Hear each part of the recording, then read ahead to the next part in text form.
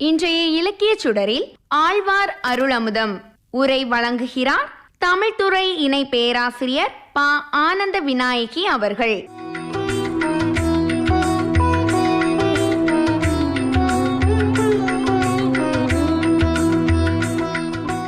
ஆகாஷ்வாணி குமரி பண்பலை நேயர்களுக்கு வணக்கம். இன்றைய இலக்கிய சுடர் பகுதியில் ஆழ்வார் அருளமுதம் என்னும் தலைப்பில் உரையாட இருக்கின்றேன். ஊர்ல பெரிய மழை பெய்துகிட்டு இருந்தது. பாட்டி பேத்தியை பார்த்து சொன்னாங்க, நீ வீட்டில் இருக்கக்கூடிய அண்டாவை எடுத்து வெளியே கொண்டு வை அப்படின்னு சொன்னாங்க. திரும்பவும் பெருமழை பெய்தது. மழையெல்லாம் நின்ன உடனே பாட்டி வந்து பாத்திரங்களை பாக்குறாங்க. எந்த பாத்திரத்திலையும் தண்ணீர் இல்லை. காரணம் என்ன அப்படின்னா, பேத்தி பாத்திரங்களை எல்லாம் கவிழ்த்தே வச்சிருந்தா.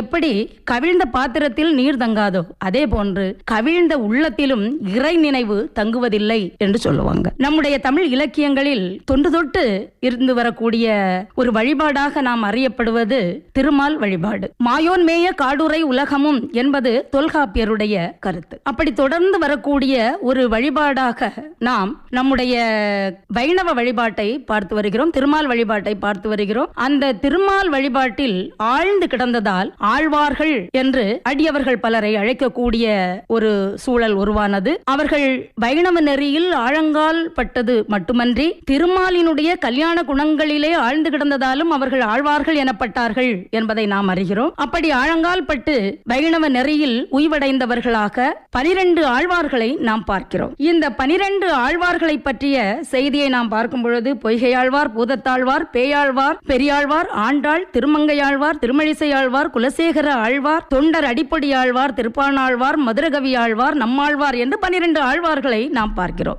இந்த 12 ஆழ்வார்கள் பாடிய பாடல்களைத்தான் 10ஆம் நூற்றாண்டில் நாதமுனிகள் என்று சொல்லக்கூடியவங்க. அவங்க யார் அப்படின்னு சொன்னா, காட்டுமன்னார் கோவில்ல பிறந்தவங்க.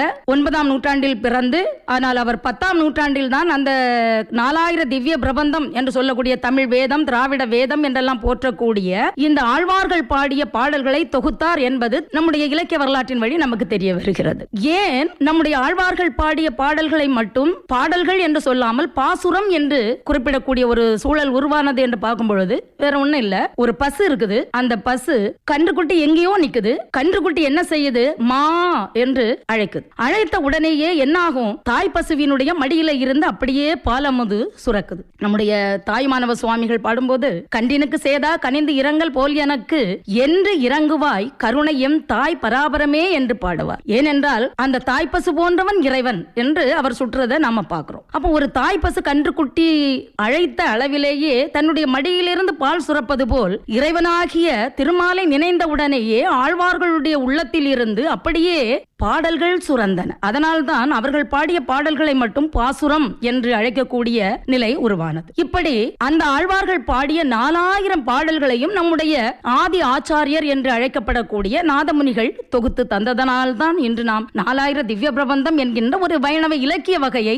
நம்மால் அறிய முடிகிறது, நாம் அறிகிறோம். நம்முடைய ஆழ்வார்களை நாம் பார்க்கும் பொழுது காலத்தால் இறுதியானவராக, ஆனால் சிறப்பால் முதன்மையானவராக இருப்பவர் நமக்கு நம்மாழ்வார். அவருக்கும் நம்முடைய குமரி மாவட்டத்திற்கும் தொடர்பு உண்டு. அவர் பிறந்தது ஆழ்வார் திருநகரி. ஆனால் அவருக்கும் நம்முடைய குமரி மாவட்டத்தில் திருவன்பரி சாரம் என்று சொல்லக்கூடிய திருப்பதி சாரம் அவருடைய தாயார் பிறந்த ஊர். அந்த நம்மாழ்வார் எப்படிப்பட்டவர் என்றால், அவருடைய இயற்பெயர் மாறன், சடகோபன், பராங்குசன், பகுலாபரணன் என்றெல்லாம் அவருக்கு பல பெயர்கள் இருந்தால் கூட எவ்வாறு அவர் நம்மாழ்வார் என்று அழைக்கப்பட்டார் என்று பார்க்கும் பொழுது அதற்கு நம்முடைய திருவரங்க கோவில் கல்வெட்டில் ஒரு ஆதாரம் இருக்குது. அதாவது மார்கழி பெருவிழா அங்கே நடந்திருக்குது. அந்த நேரத்தில் வேதங்களோடு அவர் பாடிய திருவாய்மொழி என்கின்ற அந்த அமுதத்தையும் சேர்ந்து ஒரு குழுவாக சென்று அங்கே பாடியிருக்கிறார்கள். அப்படி திருவாய்மொழியை ஓதி சேவை செய்ய சென்ற அந்த சடகோபர் குழுவை திருமங்கை மன்னர் வரவேற்றாராம். திருமங்கை மன்னர் வரவேற்று எதிர்கொண்டு நம்முடைய திருவரங்கத்தில் அரங்கப்பெருமான் முன் அழைத்து செல்கின்ற பொழுது பெருமான் என்ன செய்தாராம்? உற்று நோக்கி நம்மாழ்வார் என்று திருநாமம் சார்த்தி அருளினார் என்று திருவரங்க கோவில் கல்வெட்டு கூறுகிறது. அந்த நம்மாழ்வாரை வேதம் தமிழ் செய்த மாறன் என்று குறிப்பிடுவார்கள். அதோடு எப்படி நாம் திருவாசகத்திற்கு உருகாதார் ஒரு வாசகத்திற்கும் உருகார் என்று சொல்கிறோமோ அதே போல திருவாய்மொழிக்கு உருகாதார் ஒரு வாய்மொழிக்கும் உருகார் என்ற ஒரு பழமொழியையும் நாம் இன்று பின்பற்றி வருகிறோம். இதுல நீங்க பார்த்தீங்க அப்படின்னு சொன்னா, நம்மாழ்வார் இறைவன் மேல் கொண்டிருந்த காதல் என்பது அளவிடற்கரியது. அவர் சொல்றாரு, உண்ணும் சோறு, பருகும் நீர், தின்னும் வெற்றிலை எல்லாமே கண்ணன் தான் என்று ஒரு உயர்ந்த ஒரு பக்தியோடு அவர் இருக்கக்கூடிய சூழலை பார்க்கிறோம். அது மட்டுமல்ல, இறைவனை பார்த்து சொல்றாரு, பெற்ற தாய் நீயே, பிறப்பித்த தந்தை நீயே, மற்றையார் யாவாரும் நீ பேசில் எட்டேயோ என்று இறைவனை பார்த்து வேண்டுகிறார், முறையிடுகிறார். விடுவேனோ என் விளக்கை, என் ஆவியை, நடுவே வந்து உய்ய கொள்கின்ற நாதனை என்று இறைவனை நோக்கி அவர் பாடுகின்ற அந்த அற்புதமான பாடலை பார்க்கின்ற பொழுது எவ்வளவு இறைவன் மேல் காதலை கொண்டிருந்தார் என்பது நமக்கு தெரிய வருகிறது. அதே போன்று கிபி 9ஆம் நூற்றாண்டிலே வாழ்ந்த குலசேகர ஆழ்வார், சேர அரசர், திருவஞ்சை களத்தை ஆட்சி செய்த ஒரு சேர அரசர். ஆனால் செல்வம் பெரியதா அல்லது இறை உணர்வு பெரியதா என்று அவரிடையே எழுந்த அந்த மன மோதலில் இறைவன் மேல் கொண்டிருக்கக்கூடிய செல்வம்தான், காதல்தான், அந்த பொருள் செல்வத்தை விட அருள் செல்வம் தான் பெரியது என்ற ஒரு முடிவுக்கு வருகிறார். அதனால்தான் அவர் பார்க்கின்ற பொழுது, அவர் இறைவனை நோக்கி பாடுகின்ற பொழுதெல்லாம் ஔவையார் சொல்லுவார் இல்லையா, அரிது அரிது மானிடராய் பிறத்தல் அரிது என்று. மானிடராக பிறப்பது மிகப்பெரிய பேரு என்றார் ஔவை. ஆனால் இந்த குலசேகர ஆழ்வாருடைய பாடலை நாம பார்க்கும் பொழுது நம்முடைய உள்ளமெல்லாம் கசிந்து விடும். அதாவது அவர் திருவேங்கட மலையில இருக்கக்கூடிய இறைவனை பார்த்து அவர் பாடுகின்ற பாடல்கள், இறைவா நீ குடியிருக்கக்கூடிய இந்த திருத்தலத்தில் எப்பொழுதும் வாழக்கூடிய ஒரு, அங்கே இருக்கக்கூடிய நீர்நிலையில் எனக்கு ஒரு மீனாக பிறக்கின்ற வாய்ப்பு கிடைக்குமா? மரத்திலே வாழக்கூடிய ஒரு பறவையாக வாழ முடியுமா? உன்னை சந்திக்க வருகின்ற, உன்னை பார்த்து வணங்கி தொழ வேண்டும் என்று வரக்கூடிய அடியவர்கள் எல்லாம் நடந்து வரக்கூடிய பாதையாக வாழ்கின்ற பேரு எனக்கு கிடைக்குமா? நிறைவாக கேட்கிறார். இறைவா உன்னுடைய திருவடியின் முன்னால் ஒரு படியாக கிடந்து என்னை மிதித்துக் கொண்டு உன்னை எல்லோரும் வணங்க வர வேண்டும், அந்த பேரு எனக்கு வாய்க்குமா என்று இறைவனை நோக்கி கேட்கிறார். அவர் பாடிய பாடலை பாருங்கள். உனேறு செல்வத்து உடல் பிறவியான் வேண்டேன், ஆன் ஏறு ஏழ்வென்றான் அடிமை திறமல்லால், குனேறு சங்கமிடத்தான் தன் திருவேங்கடமலையில் கோனேறி வாழும் குறுகாய் பிறப்பேனே. ஆனாத செல்வத்து அரம்பையர்கள் தற்சூழ வானாளும் செல்வமும் மண்ணரசும் யான் வேண்டேன், தேனார் பூஞ்சோலை திருவேங்கட சுனையில் மீனாய் பிறக்கும் விதிவுடையன் ஆவேனே. செடியாய வல்வினைகள் தீர்க்கும் திருமாலே, நெடியானே வேங்கடவா நின் கோவிலின் வாசல், அடியாரும் வானவரும் அறம்பெயரும் கிடந்தியங்கும் படியாய் கிடந்து உன் பவளவாய் காண்பேனே என்று மீனாகவோ மரமாகவோ குருவியாகவோ வழியாகவோ படியாகவோ கிடந்து நீ இருக்கக்கூடிய திருமலையில் வாழக்கூடிய பேரு எனக்கு வேண்டும் என்று குலசேகர ஆழ்வார் வேண்டியதை நம்முடைய ஆழ்வார்கள் பாடிய 4000 திவ்ய பிரபந்தம் மூலம்தான் நம்மால் அறிய முடிகிறது. அது மட்டுமா, பெரியாழ்வாரை பாருங்கள். எப்படி நாம் திருநாவுக்கரசரை அப்பர் என்று அழைக்கிறோமோ சைவ அடியார்கள், அதை போன்று 12 ஆழ்வார்களில் பெருமை உடையவர். அதனால் அவரை பெரியாழ்வார் என்று நாம் அழைக்கிறோம். ஏனென்றால் இறைவனுக்கே மாமனார் ஆனவர், ஆண்டாள் நாச்சியாரை வளர்த்து ஆளாக்கி இறைவனுக்கு கொடுத்தவர் அல்லவா. அதனால் பெரியாழ்வார் என்ற ஒரு திருநாமத்தோடு அவர் வாழ்கிறார். அது மட்டுமல்ல, விஷ்ணு சித்தர், அவருடைய இயற்பெயர் விஷ்ணு சித்தர். ஆனால் அவரை பெரியாழ்வார் என்று நாம் போற்றுகிறோம். அவருடைய பாடல்களை நாம் பார்க்கும் பொழுது அவர் மகளுக்கு மட்டும் தாலாட்டு பாடவில்லை, மகளுக்கு மட்டும் தாலாட்டு பாடவில்லை, மருமகனான திருமாலுக்கும் சேர்த்து தாலாட்டு பாடியதை நாம் அறிகிறோம். உடையார் கனமணியோடு உன் மாதுளம்பூ இடைவிரவி கோத்த எழில் தெழ்கினோடு விடையேறு காபாலி ஈசன் வீடு தந்தான், உடையாய் அழேல் தாலேலோ உலகம் அளந்தானே தாலேலோ என்று கண்ணன் அழுகிறாராம், நீ அழாதே என்று அவரை தேற்றுகிறாராம். இப்படி ஒரு சூழலை நமக்கு தந்தவர் நம்முடைய பெரியாழ்வார். அது மட்டுமல்ல, அவர் வளர்த்த ஆண்டாளை நீங்க பாருங்க, தாய் 8 அடி பாய்ந்தால் குட்டி 16 அடி பாயும்னு சொல்லுவாங்க. அதே போன்று தந்தை இப்படி பாடுகிறார் என்றால் மகள் எப்படி பாடுகிறாள்? கண்ணா மத்தளம் கொட்ட வரிசங்கம் நின்றூத முத்துடை தாமம் நிறைதாழ்ந்த பந்தற்கீழ் மைத்துரன் நம்பி மதுசூதன் வந்தென்னை கைத்தலம் பற்ற கனா கண்டேன் தோழின்னு சொல்ற அளவுக்கு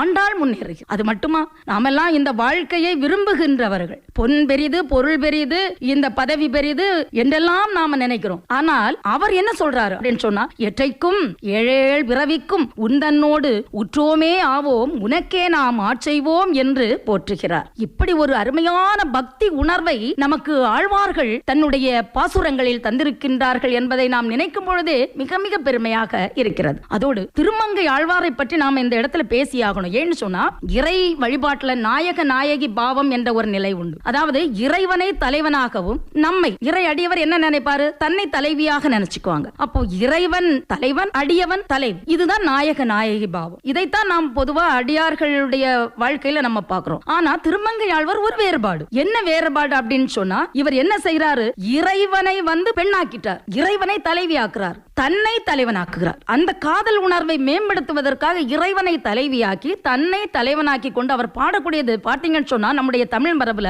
மடலேறுதல் என்ற ஒரு செயல் உண்டு. நம்முடைய குமரி மாவட்டத்துல கூட முன்னாலெல்லாம் பெரியவங்க சின்ன பிள்ளைங்க ஏதாவது தவறு செய்தா அப்படின்னு சொன்னா அவங்க சொல்லுவாங்க, ஏன் இப்படி மடலேறிக்கிட்டே நிக்கிறா அப்படின்னு கேட்பாங்க. இன்றைக்கு அந்த வழக்கெல்லாம் போயிட்டு, ஏன்னா பிள்ளைங்களுக்கே மடலேறுதல்னா என்னன்னே தெரியாத அளவுக்கு இப்ப இருக்கக்கூடிய தலைமுறை ஆயிட்டாங்க. ஆனால் அன்னைக்கெல்லாம் நீங்க பார்த்தீங்கன்னா மடலேறுதல்னா என்னது, அதாவது ஒருவன் ஒரு பெண் மேல காதல் வைத்திருக்கிறான், அன்பு வைத்திருக்கிறான் அப்படின்னு சொன்னா அந்த பெண்ணை அவன் எப்படியாவது அடையணும். அப்ப அதுக்கு என்ன வழி அப்படின்னு பார்க்கும்பொழுது அவன் என்ன செய்யறான், நம்முடைய பனை மரத்துல அந்த கருக்குன்னு சொல்லுவாங்க பாருங்க, அந்த கருக்கை கிழிக்காம அந்த மட்டையில குதிரை செய்வாங்க. அந்த குதிரை செய்து அவன் என்ன செய்வான், அந்த குதிரை மேல ஏறி இருந்துக்குவான். அந்த குதிரையை ஊர்ல உள்ள சிறுவர்கள்லாம் என்ன செய்வாங்க, தள்ளிக்கிட்டே போவாங்க. அவன் உடம்புல அந்த கருக்கெல்லாம் கிழிச்சு உடம்பெல்லாம் ரத்தம் அடியும். அதை பொருட்படுத்த மாட்டான். கையில தான் எந்த தலைவி மேல காதல் கொண்டு இருக்கிறானோ அவளுடைய ஓவியத்தை வச்சிருப்பான். இதை கொண்டுட்டே அவன் வரும்பொழுது ஊர்ல இருக்கிறவங்க எல்லாம் பார்ப்பாங்க, ஓ இந்த பெண்ணுக்காக தான் இவன் மடலேறி இருக்கானா அப்படின்னு சொல்லி அந்த பெண்ணை அதுக்கு பிறகு திருமணம் செய்யறதுக்கும் யாரும் வர மாட்டாங்க. அப்ப இப்படி மடலேறுதல் ஒரு நிகழ்வு நம்முடைய தொன்று தொட்டு நம்முடைய தமிழ் மரபுல இருந்ததை நாம பார்க்கிறோம். இந்த மடலேறுதல் பற்றி தொல்காப்பியர் சொல்லும் பொழுதும் எந்த சூழலிலும் பெண் என்பவள் மடலேற மாட்டாள் அப்படின்னு சொல்றார்.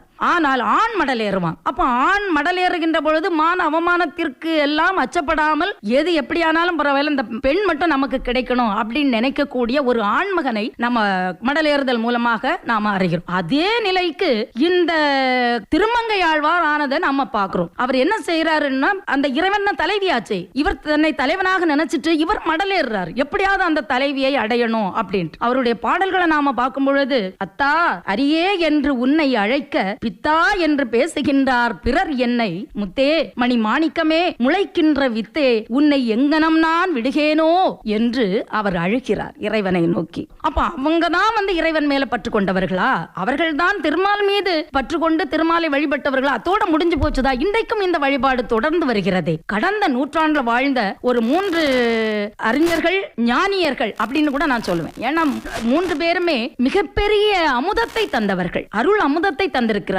அவர்கள் மிகப்பெரிய படைப்பாளிகளாக இருந்திருக்கிறார்கள். சமுதாய படைப்புகள் மட்டுமல்லாமல் இறைவனை சார்ந்த அருள் அமுதத்தையும் நமக்கு தந்திருக்கிறார்கள். எனவே இந்த 3 பேரையும் நான் கண்டிப்பாக சொல்ல ஆசைப்படுறேன். அதாவது முதல்ல பாரதியாரை நீங்க பார்த்தீங்க அப்படின்னு சொன்னா, அவருடைய 3 பெரும் படைப்புகள்ல அவருக்கு பெருமை சேர்த்த படைப்புகளுள் ஒன்று கண்ணன் பாட்டு. இந்த கண்ணன் பாட்டுல தாயாக, தந்தையாக, தோழனாக, அரசனாக, சேவகனாக, குருவாக, சீடனாக, குழந்தையாக, விளையாட்டு பிள்ளையாக, காதலனாக, காதலியாக, காந்தனாக, ஆண்டானாக, குலதெய்வமாக என்று அனைத்து உறவு நிலைகளிலும் கண்ணனை பார்த்தவர் கண்ணன் பாட்டில் நம்முடைய பாட்டுக்கொரு புலவர் பாரதியார். அவர் பாடுவார் பாருங்க, கண்ணன் என் சேவகன் என்ற பகுதியில, சொன்னபடி கேட்டிடுவான், துணிமணிகள் காத்திடுவான், சின்ன குழந்தைக்கு சிங்கார பாட்டிசைப்பான், கண்ணை இமையிரண்டும் காப்பது போல்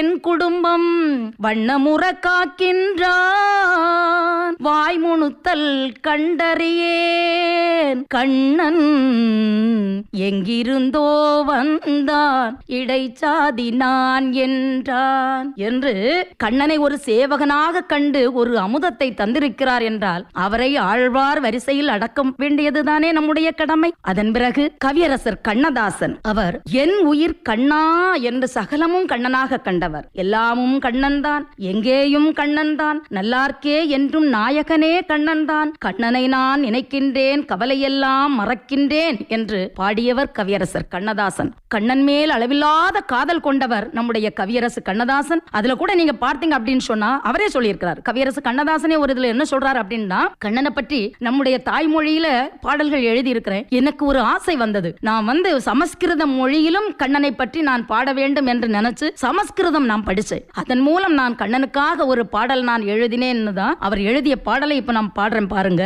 நளின தெய்வதம் சுவாமி மதன ரூபகம்